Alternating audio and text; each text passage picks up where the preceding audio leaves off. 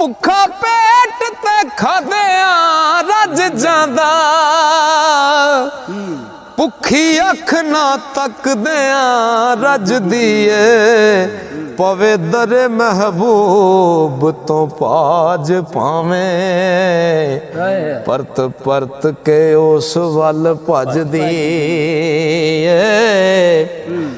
ਉਸ ਥਾਂ ਦੀ ਧੂੜ ਵੀ ਨਹੀਂ ਲੱਭਦੀ ਜਿੱਥੇ ਪਿਆਰ ਦੀ ਬਦਲੀ ਗੱਜਦੀ ਏ।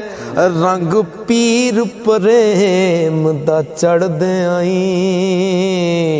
ਰਹਿੰਦੀ ਸੁਰਤ ਨਾ ਲੱਜ ਕੋ ਲੱਜਦੀ ਏ। ਇਹੋ ਹਾਲ ਕਦੀਮ ਤੋਂ ਕੁੱਠਿਆਂ ਦਾ, ਇਹ ਕੋਈ ਗੱਲ ਨਾ ਦੋਸਤੋ ਅੱਜ ਦੀ ਏ।